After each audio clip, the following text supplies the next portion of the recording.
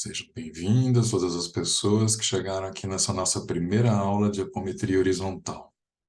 E a gente vai começar esse curso, esse percurso, falando sobre a história, né? A história da apometria. E para a gente falar da história da apometria, a gente precisa entender a história dos tratamentos, a história das terapias mentais, emocionais que a gente veio perseguindo, a humanidade veio perseguindo esses séculos todos. E quando eu falo séculos, eu acho que eu posso dizer milênios todos. Ah, mais de 5.000 anos atrás, antes de mais até 7.000 anos atrás, a gente já tinha pessoas se ocupando do tratamento terapêutico das pessoas com problemas emocionais. São desarmonias, né? A gente fala isso muito na apometria, que a gente trata as desarmonias criadas em vidas passadas. Essas vidas passadas podem remontar a milênios atrás. Então, são muitas. A gente tem uma coleção delas. Cada um de nós tem uma coleção delas para ser cuidada. E essas desarmonias, a gente pode dizer que são emoções, né? São sempre baseadas na emoção da gente e que podem respingar no físico, né? Somatizando e acabar se transferindo ao corpo físico. Mas elas começaram na saúde espiritual de cada indivíduo, né? De cada pessoa. Tudo começa lá, né? O nosso corpo é transitório, né? Ele é apenas um canal de comunicação que a gente está exercitando nesse momento com ele. A gente já teve vários outros corpos, vamos ter outros daqui para frente também. Então, o que continua único em cada pessoa é o seu corpo espiritual, né? A sua experiência espiritual, que vai dizer da saúde emocional dessa pessoa, que vai dizer da saúde mental desta pessoa, né? Então, esse lado espiritual, ele está intrinsecamente ligado, ele é uma dualidade entre o mental e o emocional, né? Aquilo que a gente consegue racionalizar e aquilo que a gente consegue perceber como emoção. Então, é muito importante nesse momento, a gente fazer um pequeno relato da nossa história de saúde mental e emocional na humanidade, né? Desde 5.000 anos antes de Cristo, a gente já falava sobre isso, tinham muitas civilizações que já cuidavam disso, e sempre cuidaram de um lado, a sempre olhar esses distúrbios, essas desarmonias, como se elas fossem obsessões, como se fossem coisas que não pertencessem ao indivíduo, coisas que elas, por alguma razão, elas estavam sendo obsediadas por algum espírito, alguma energia maléfica. Quando a gente faz essa leitura, né, de que a coisa está vindo de fora e se agregou a nós, é fácil, né, cuidar de alguém assim. É só ir lá e remover. Então, quase tudo na saúde mental há milênios foi praticado nessa ideia de que a gente precisa retirar a doença da pessoa. A gente precisa retirar essa energia negativa desta pessoa, essa obsessão que essa pessoa está pegando.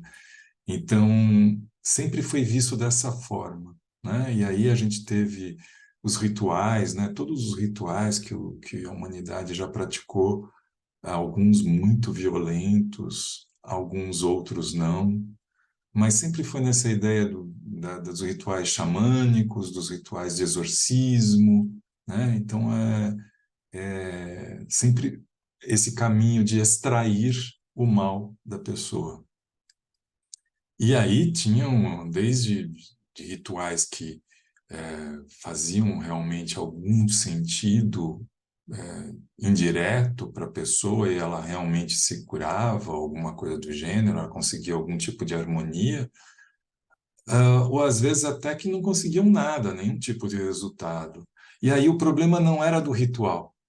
O problema era da pessoa e o problema era da energia que tinha se acoplado nessa pessoa. Era uma energia tão poderosa que ritual algum poderia remover.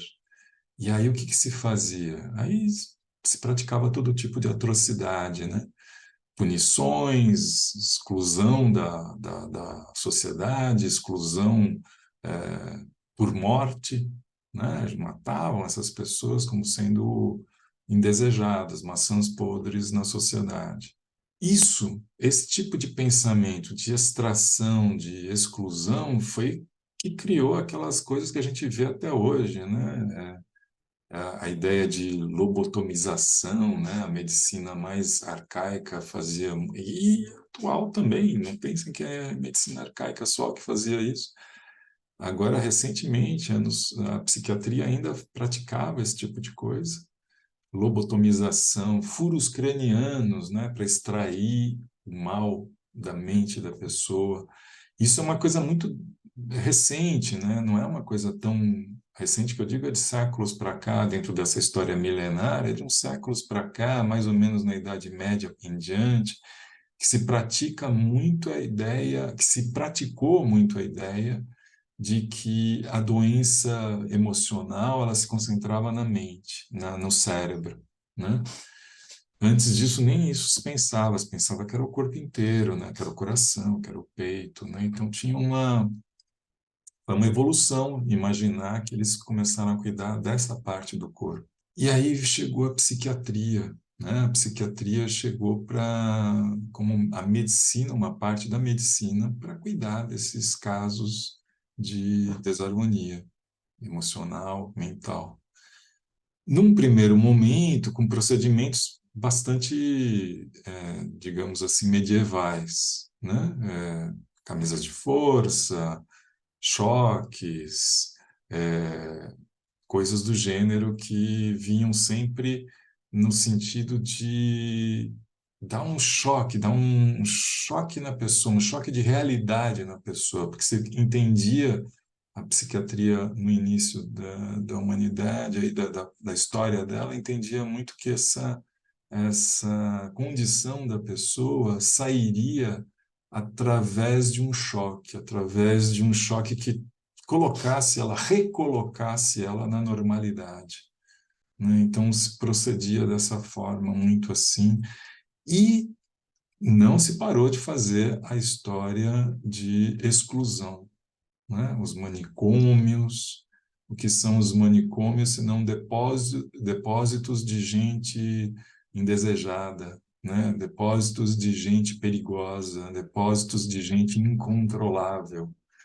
Esse viés da exclusão também pertenceu e pertence muito ainda, infelizmente, ao mundo da psiquiatria, né?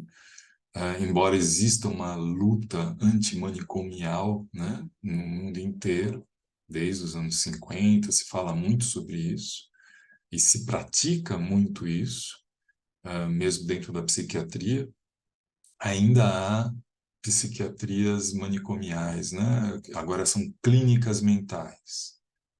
Troca-se o nome, mas a estratégia é basicamente a mesma. E ainda se fala muito em eletroconvulsoterapia, né, os choques, essa coisa muito medieval, né, do choque elétrico, que envolve muito sofrimento para o paciente, e ainda tem gente, até agora, em 2021, estavam defendendo o retorno disso às clínicas mentais psiquiátricas pelo SUS. Sim, 2021 se cogitou esse tipo de retorno, de abrangência desse tipo de tratamento. Então, por que que eu estou falando disso? Não é para a gente ficar, nossa, olha, demonizando a psiquiatria. Não, é para a gente entender o que que a psiquiatria, o que que a nossa história de tratamento mental levou a psiquiatria a um certo viés e o que esse tipo de tratamento acabou causando nas próprias individualidades, nas próprias subjetividades das pessoas, né? O que que acabou ocorrendo culturalmente na sociedade, na hora que a gente fala de que uma doença mental, ou um distúrbio mental, né, assim que eles consideram um distúrbio mental, como que as pessoas podem cuidar disso, sem estigmatizar a pessoa que está com desarmonia, né? Eu prefiro sempre chamar, e vocês vão ver, eu prefiro sempre chamar de desarmonia, nem de distúrbio. Então, essa é a nossa primeira entrada na história da saúde mental, né? Saúde mental emocional, que vai fazer parte de todo o tratamento espírita em relação a qualquer tipo de desarmonia que a gente carregue ainda hoje. Então, queria que nessa primeira aula deixar claro isso, que foi um processo de evolução da humanidade, da cultura, da religiosidade, da política, que foi criando vários estigmas, ao mesmo tempo que foi cuidando de muita gente também. Não se pode dizer que eles foram completamente ineficazes de maneira alguma. Eles foram eficazes em muitos momentos, mas o geral, a imagem que se tem a cultura que se criou através desses processos, dessa história, acabou criando vários estigmas também, né? Então, isso é importante a gente ter em mente nesse primeiro momento, nessa primeira aula, tá bem?